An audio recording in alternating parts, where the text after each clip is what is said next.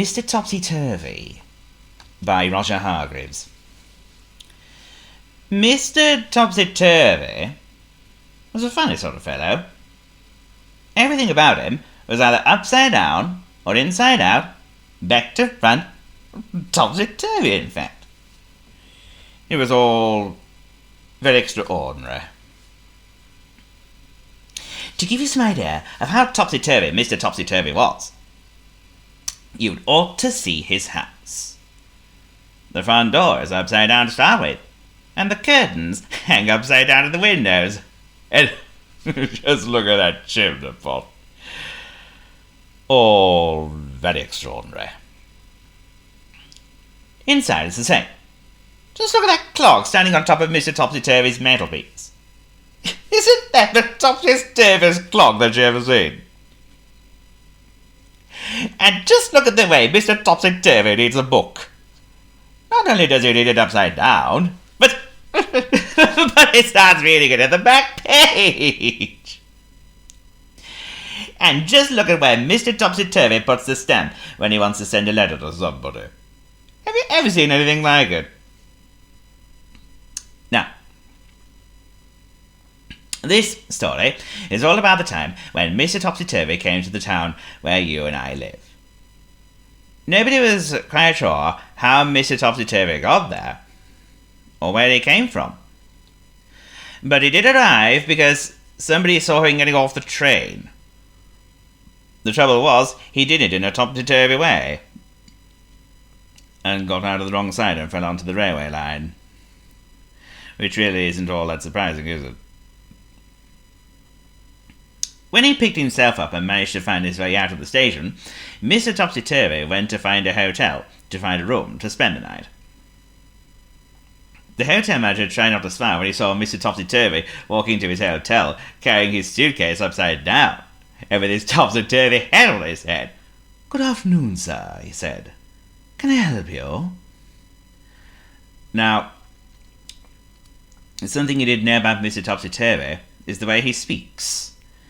You see, he sometimes gets things the wrong way around.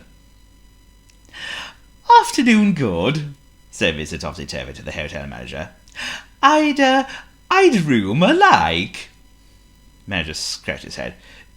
"You mean you'd like a room?" he asked. "That's what I said. I'd room alike. Please, yes," replied Mr. Topsy-Turvy.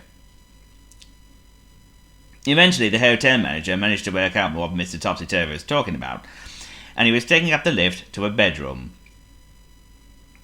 Then Mr. Topsy-Turvy unpacked his suitcase, put on his pyjamas, and went to bed. He was rather tired after travelling from wherever he came from.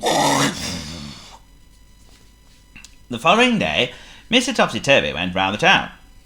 What a fuss his going round the town caused. He took a taxi from the hotel, but so confused the taxi driver trying to tell him where he wanted to go, the poor man drove straight into a traffic light. "Dear oh," said Mr. Topsy-Turvy. "I am sorry very." Then he went into a big department store in the middle of the town. He walked up to one of the counters. "I'd like a sock of pears," he said to the lady behind the counter. "You mean a pair of socks?" She smiled and showed him a pair of bright red socks. "That's what I said. I'd like a sock of pears." Mr. Topsy-Turvy put them on his hands. Then he tried to leave, but being Mr. Topsy-Turvy, he tried to walk down the up escalator, and all the people who were going up the up escalator all fell over themselves. It was a terrible topsy-turvy jumble.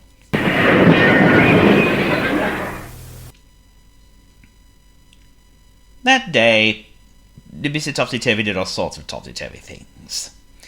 He walked backwards across a street crossing and caused an enormous traffic jam.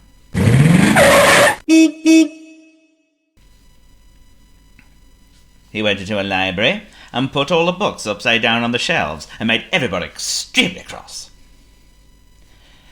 Then he went to an art gallery and insisted on hanging all the pictures upside down so that he could look at them properly. And then, after Mr. Topsy-Turvy had been in the town for just one whole day, he disappeared. Nobody knew how he went or where he went, but he certainly went because he wasn't there anymore. The whole town breathed a sigh of relief. But what the town discovered, even though Mr. Topsy-Turvy had left, was that everything was still topsy-turvy. "Read all it's about," shouted the newspaper sellers. Instead of shouting, "Read all about it," "News is the here," said the television newsreader. Instead of saying, "Here is the news." "Morning good," people started saying to each other when they met, and "Do you how?" instead of saying, "How do you do?" Everybody was talking topsy-turvy. Can you think of something else to say that's topsy-turvy? Try on, go. I mean, go on, try.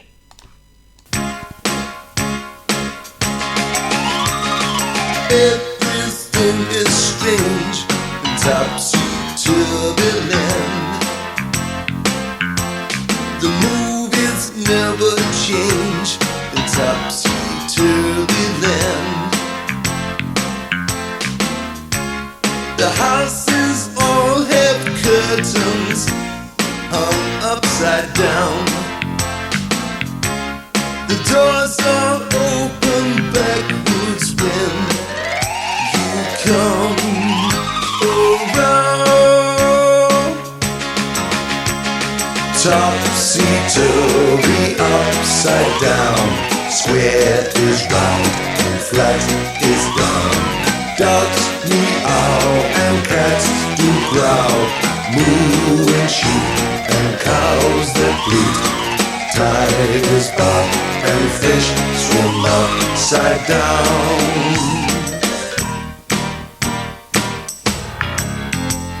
They all read upside down in Topsy-Turvy land. And where things run way round in Topsy-Turvy land. You're talking backward phrases that don't make sense. How morning good do you do things just don't make sense. Topsy-turvy upside down. Square is round and flat is down. Dogs meow and cats do growl. Moo and sheep and cows that bleat. Tigers bark and fish swim upside down.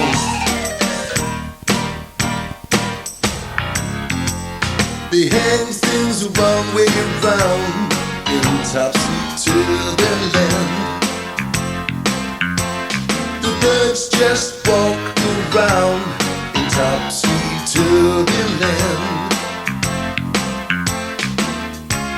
The people all walk backwards to cross the street.